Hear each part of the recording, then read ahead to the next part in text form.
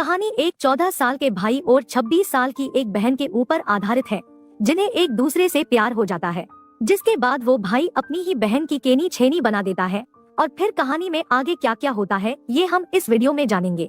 Movie की शुरुआत में हम 14 साल के एक लड़के को देखते हैं, जिसका नाम रियान होता है, जो अपने फादर के साथ रहता था। रियान की माँ काफी समय पहले मर चुकी है और उसकी एक बड़ी बहन है जो अपनी माँ के मर जाने के बाद घर से भाग चुकी है। अब वो शहर में रहती है। रियान अपने फादर के साथ रहता है, मगर वो अपने फादर को पसंद नहीं करता है। वो छुपकर सिगरेट भी पीता है।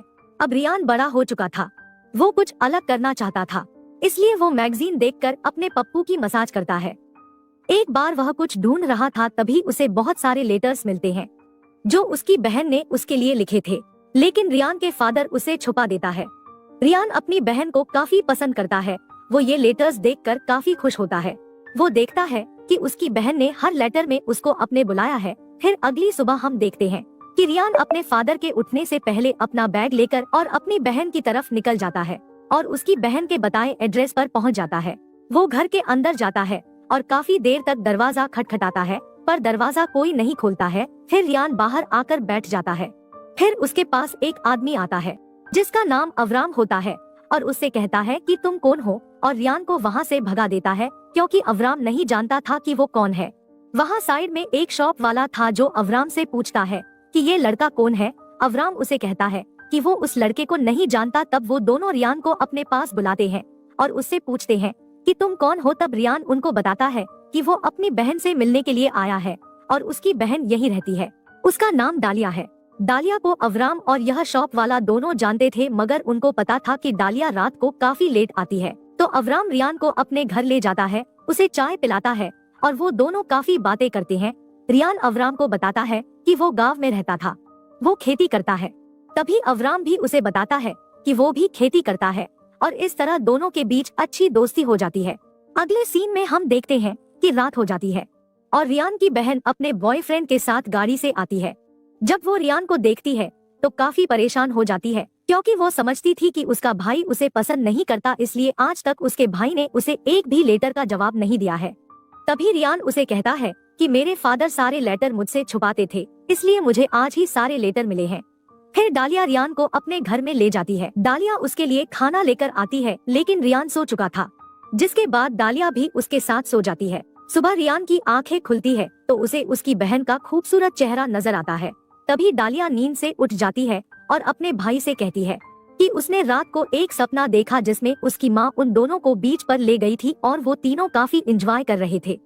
डालिया अपने काम पर जाने के लिए रेडी हो रही थी और रियान डालिया को देख रहा था। वो डालिया से कहता है कि तुम काफी ज्यादा खूबसूरत हो। अगले सीन में हम देखते हैं कि डालिया रियान को अपने काम की जगह पर लाई थी। वो एक जहाज में काम करती थी। उसका एक बॉयफ्रेंड भी था जो कि शादीशुदा था। वह रियान के सामने डालिया के बहुत करीब आ जाता है।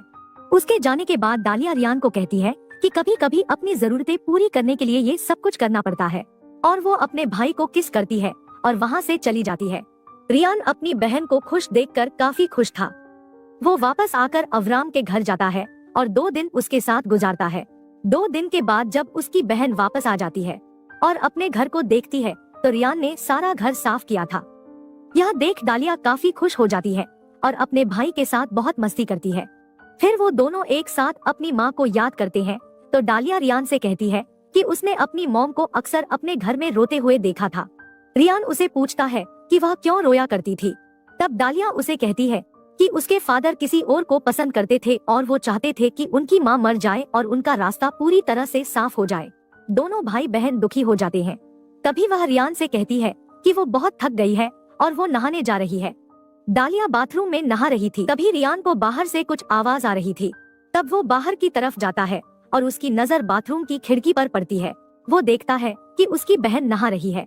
वो चुपके से उसे देखता है। वो जानता था कि वो गलत कर रहा है, लेकिन वो अपने आप को रोक नहीं पाता और अपने हाथ को इस्तेमाल करता है। फिर डालिया के आने से पहले वो सो जाता है। अगले सीन में हम देखते हैं कि रियान जाकर फिर से अवराम से मिलता है, तो दोनों काफी अच्छे दोस्त बन गए थे। तो अवराम उसे एक और जगह ले आता है जहां अवराम ने अपने घर के अंदर कुछ ड्रग्स उगाए हुए थे, जिन्हें वो शॉप वाले को बेचा करता था। वह रियान को भी अपने साथ काम करने के लिए कहता है। वो दोनों बैठकर बातें कर रहे थे। तभी अवराम उसे बताता है कि उसकी एक वाइफ थी जो काफी खूबसूरत थी। अवराम उसे अपनी जिंदगी के बारे में बहुत कुछ बता देता है। अगले सीन में हम देखते हैं कि डालिया और रियान समंदर में नहा रहे थे। रियान पहले से ही डालिया की खूबसूरती पर दीवाना हो चुका था। अब बारी थी तो डालिया की वो अपने भाई को समुद्र में नहाते हुए देख रही थी और उसके दिल में कहीं न कहीं रियान के लिए फीलिंग जाग रही थी, जिसका शायद उसे खुद भी पता नहीं था। तभी रियान उसके पास आकर बैठता है और उससे पूछता है, क्या तुम्हारा बीएफ शादीशुदा है? डालिया उसे बताती है कि हाँ, उसके बच्चे भी है। तो रियान उसे कहता है, क्या वो तुम्हें खुश कर पाता है? तो डालिया कहती है कि हाँ। तभी रियान बताता है कि उसकी भी एक जीएफ थी। तो डालिया पूछती है कि तुमने कभी उसे किस किया है? तो रियान कहता हाँ। तो डालिया पूछती है कैसे? तो रियान आगे बढ़कर अपनी बहन को किस करता है। उस समय डालिया उसे रोकने की कोशिश करती है, लेकिन वो काफी रोमांटिक मूड में था। फिर वो दोनों घर वापस आ जाते हैं और अगले सीन में हम डालिया को वॉशरूम में देखते हैं, जो कि नहा रही थी और रियान उसे चुपके से देख रहा था। मगर इस बार डालिया उसे देख लेती है और वो समझ जाती है कि उसका भाई उसे चुपके से देख रहा था। वो रियान के पास आती है और उससे कहती है, क्या तुम मुझे चुपके से देख रहे थे? रियान कोशिश तो करता है कि वो ना बोले, लेकिन वो अपनी बहन को झूठ नहीं बोलता है। वो अपनी बहन को बता देता है कि हाँ, मैं देख रहा था, और साथ वो ये भी कहता है कि तुम इतनी खूबसूरत हो कि मैं अपने आप को रोक नहीं पाया। तो डालिया यह सुनकर मुस्कुराती है। फिर डालिया को सारी रात नींद नहीं आती, क्योंकि वो सारी रात अपने भाई के बारे में सोच रही थी। रियान तो उससे पहले ही काफी अट्रैक्ट था, पर अब वो भी अट्रैक्ट हो रही थी। अगली सुबह हम देखते हैं कि डालिया अपने बीएफ के साथ चली जाती है और रियान सारा दिन अवराम के साथ काम करता है और अवराम उसे इस काम के पैसे भी दिया करता था। फिर रात हो जाती है। अब दोनों भाई बहन एक ही बिस्तर पर लेटे हुए थे और डालिया को रियान कुछ परेशान नजर आ रहा था। तो रियान उसे बताता है कि वो बिना बताए वहाँ से भाग आया है। उसके फादर अपना गुस्सा जानवरों पर निकाल रहे होंगे। तब डालिया उसे दिलासा देते हुए कहती है कि नहीं, वो ऐसा नहीं करेंगे। नेक्स्ट सीन में हम अब्राम और रियान को देखते हैं। वो रियान को एक जगह ले जाता है जहां वो अपने पैसे चुपके से रखता था।